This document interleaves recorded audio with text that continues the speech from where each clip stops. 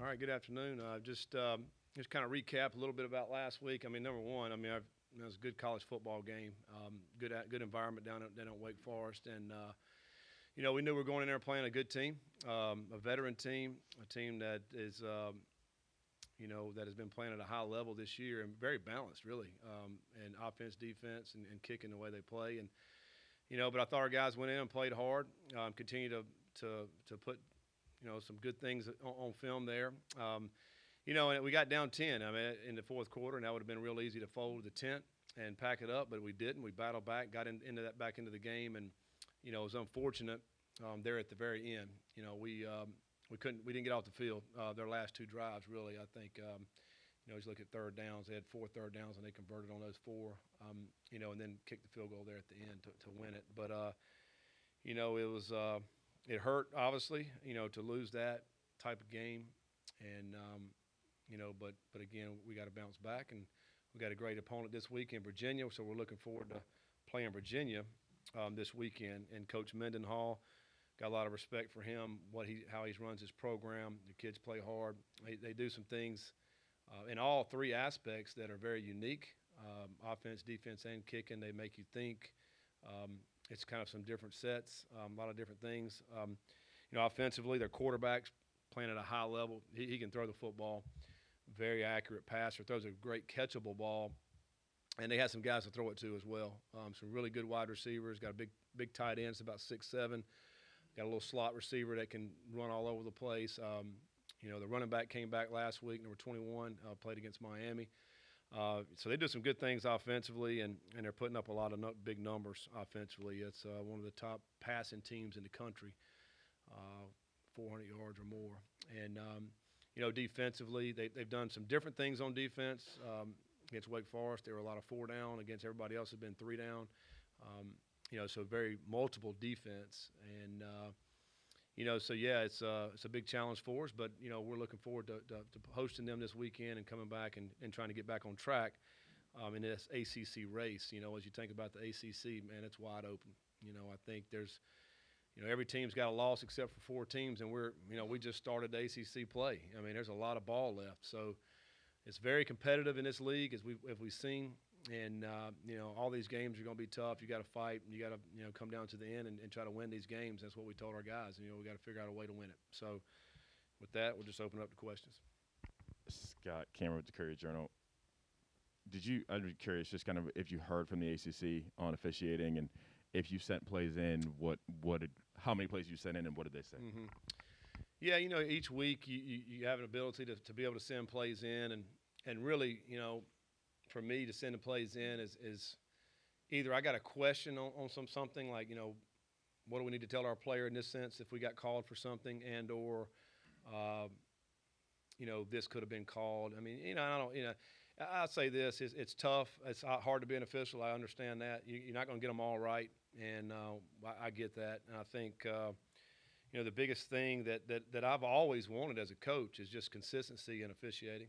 I think that's all we ever want. If we're going to let the kids play, then let them play. Let everybody play, and not pick and choose when you're going to call fouls. Because we all know, if we dissect the play, you can find something wrong. You can find a holding on most plays, right? But it's when you call it, and sometimes you get it called in inopportune times when you get a big play. I think that's frustrating. But I do know it's a tough task for those officials. But now the common sense ones, and if they don't get those right, then everybody's got a problem with those. And I think that's some of the things that come into play. Last week we sent a bunch of plays in. We got some good response on some of those. This week I didn't want to send plays in. I think it speaks for itself, and everybody's seen the game, and really the big controversy is right before half. I think that's probably the biggest one, and that's just unfortunate. The thing that I don't like about it is the fact that our defense played their butts off in that scenario, held them out of the end zone, and they still get an opportunity to kick a field goal. That's the thing that just really aggravates you because of how hard our guys played, and to be able to keep them out of the end zone. And I will say this too, as a coach, and we've seen this over the years in college football. You get the ball down, it's inside the 3-4 yard line. and the time is down, there's 3 or 4 seconds left on the clock, you got to make a decision. Do I want to run a play? And if I do run this play, I'm willing to risk the fact that I won't get another play. So I'm running this play, and I'm pretty sure Coach Clausen thought the same thing. There's 4 seconds. I'm going to run this play. We think we're going to score. But if we don't score, then that's probably going to be halftime. And I'm pretty sure he thought that. And because that's what I would have thought if I'm making that decision to go for it. We've seen that happen in many games over the years. And, and then he doesn't get it. The ball gets down on the 1 yard line, and then it's over. The clock says 0, and it's over. We're getting ready to head to the locker rooms, and then we get called back out. And, they get another play. So that's unfortunate because, I just normally wouldn't have that much time to run and play. Mm-hmm. No, I'm not saying I don't want to send plays in when you can see and look at the film, because a lot of things that when you send in, if things are called, then I already know the response.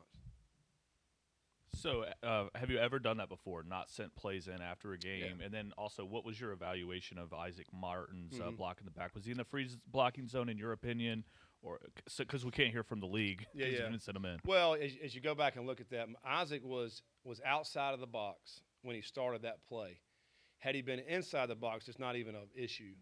But he was outside of the box, and he comes in and blocks into the box, But on that play, if you go back and watch it, his hands are up the whole time, and he gets called for blocking the back. So I don't know. I don't know the interpretation with our rules, but I do know his hands were up the whole time. Scott, Andrew Schroff, WLKY. This is the third straight game that you guys have had that has come down to the wire. What have you seen from the team in those closing minutes of the last few games, and what can you learn from playing those close games like that? Well, I mean, I know our guys are obviously fighting to win the game, and we've come out on top, the last few times, and I just know our guys are going to keep playing. You have to have a display mentality. Hey, this is the play we're going to make to win this game. No matter what the scenario is, we're going to make the play right here to win this game. It's just like the last game. We just had to make a play somewhere along that last drive, and it's unfortunate we didn't. But I think our guys continue to play. We got to get better. We got to make more plays in order so it doesn't come down to that. And but that's the game of football. We're going to have a lot more of those this year, and it's going to be a lot of tight games. And we're going to have to deal with it. We're going to have to make the plays. As the bottom line. The funny thing is, you can go back and there's plays throughout that game, this last game, where this one play could have made the difference in the game. And there's a lot of those. And so we just got to continue to get better and hope to make those plays. And we did lose. Our best pass rusher, the second play of the game, Ashton July. I mean, he hurt his toe, and he was out for the rest of the game. We lost Renato Brown. He played 5 snaps, our starting right tackle. He was out there. So we had, we got some guys dinged up, and that was unfortunate for us to lose those guys. I mean, you starting to play in some guys that hadn't played in many reps, but those guys got to step up and make plays, and that's, kind of where we are. We're midpoint of the season. There's a lot of teams that's got some guys dinged up, and so we got to continue to develop more depth. Scott, kind of speaking about those players you just mentioned, Jelati, Brown, Cam Wilson, I think, went out. What's the injury status with those guys? And on top of that, could we potentially see Sharwards this weekend against Virginia? Yeah. So Cam is he's out. He's going to be out for probably 6 to 8 weeks, which is unfortunate because I really thought he was coming on pretty strong. He's in some packages for defense, and so he's going to be out. Renato and Ashton will be day to day. We'll check on those guys. They're coming around, but they're listed right now as day to day. And whether or not they play this week still remains to be seen. I feel for certain they'll be able to play after that. We got a bye week coming up after that, so they'll be certainly available the following week. But we'll have to find out this coming week whether they'll be available or not. Scott, Jody Dimlin with Cardinal Authority. You've had a lot of tough luck with injuries, and now some tough luck with plays like you were talking the other night, holding call, maybe this and maybe not, and officiating. How do you keep the guys focused? How do you keep your guys at the task at hand and not worry about that kind of stuff? Well, because we always talk about worry about what you can control, and we can't control some of those things that are happening. You can't control if you're going to get hurt or not. I mean, you got to go hard. Injuries are going to be a part of the game. I promise you, everybody that's playing has got something wrong with them. You're going to have to play with that. And if it's a significant injury, then you're going to be out sometime. And we can't control what gets called, what doesn't get called. I mean, we have to continue to play the next play, and move forward. It is frustrating at times, obviously, and we're all human. That creeps in. We have to guard against it, because that doesn't do us any good, because you get frustrated and you get upset, then you can't play the next play. And so we just got to continue to fight and do the best we can. And Shy Works, he'll probably be back this week. He was close last week. We put him out in warm-ups and thought he looked pretty good last week. And so hopefully this week he'll get a full practice throughout the whole week and be available. Did you get any clarity on when you called timeout to get Malik Cunningham back in the game after losing his helmet on why he was not able to re-enter the game? I think they said it was an injury, and he had to come out, and you couldn't buy him back in with the timeout.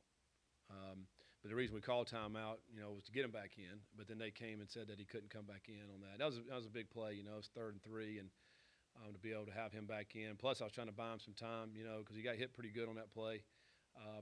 But that was their explanation, so that's why we had to put Evan in.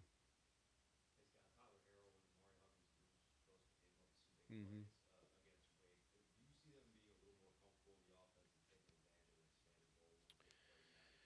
Yeah, we talked about it last week, how we're going to have to count on some more guys. We knew Huggins was going to be one of those guys we could move more in the slot to where Braden was at. Man, he can run, utilize that speed that he has. We hit him on a reverse as well, and got around the edge for about 12, and nice route and catch on the touchdown. And it's just about picking and choosing when to put him in, because he's still learning. He's still learning the offense, and he's getting better and better, and thought he blocked a lot better in the game.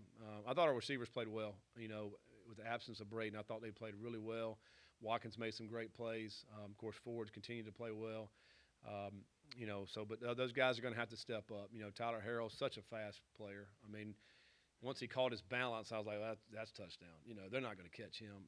He's incredibly fast, and it was a great catch too. That was a ball across the middle. The umpire's kind of in the way, and the umpire jumps out of the way, and then he catches it. I mean, what a great play. And if we can find ways to get those guys the ball in space, it's going to put pressure on the defense just because of how fast they are. And they're two of our faster guys that we have outside. Scott, kind of staying on the offense, it seems like there's been more growth, at least in the efficiency category for the offense since the Ole Miss opener. Yeah. What have you seen that's improved the most from the offense? Well, I think Saturday I felt really good. The running game kind of opened back up a little bit more in the running game. We were able to hand the ball off to Cooley and to Mitchell and those guys, and they really helped. That takes pressure off Cunningham in running the football. Albeit Cunningham still, man, he threatens the defense with his legs.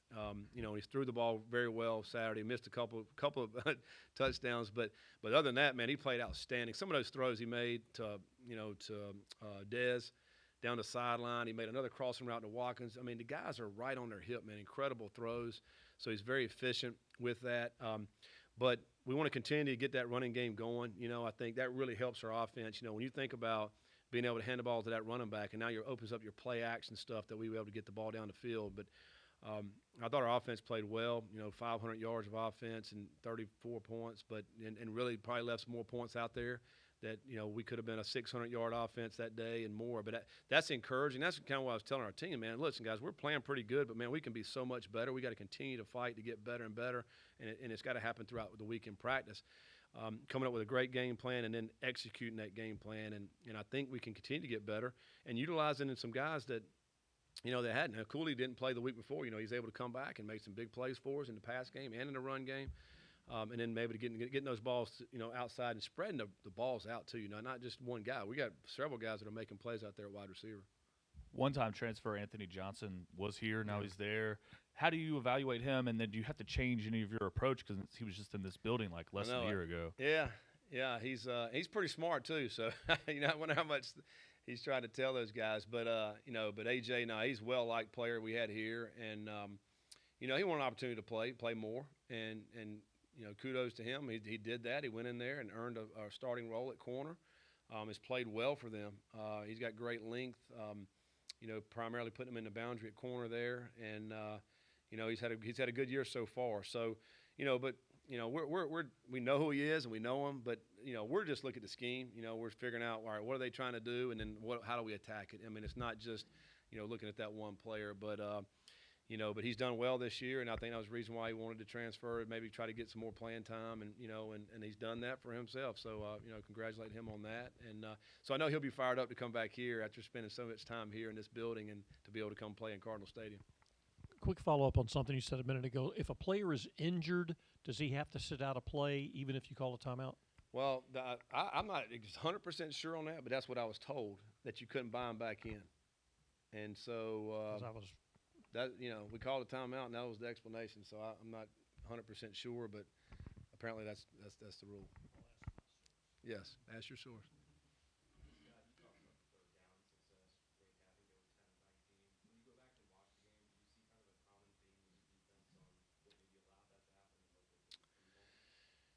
I don't know necessarily as a common theme. I think they had 20 third downs. I mean, that's a lot, 20.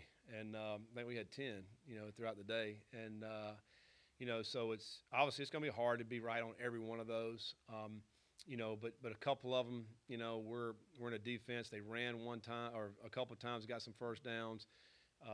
We're in a coverage where the corners were a little bit too tight into the line of scrimmage, and they got behind us on the outside. That happened 2 or 3 times, and so that, to me, as you think about that, that was probably the biggest thing that we got to get fixed. With that, where our corner alignment was within those calls that they made. And I'm gonna tell you, man, I give credit to their quarterback. I mean, he's a good player. I'm watching him play Virginia right now. I mean, he just finds ways to get the ball. He does an accurate football. And I thought 83 played outstanding, made some incredible catches. Like the catch they made on the sideline there, when they originally ruled him out, I mean, that was an incredible play. That was unbelievable. I mean, we were in cover 2, and he fits it on the sideline. He catches it. We hit him. He barely drags a foot in. I mean, sometimes those guys, they win. Another play that was incredible, Jack Fago is in the backfield sacking the quarterback. He is halfway on the ground and throws it to the running back right here. And that was a third down. They got a first down. They score a touchdown.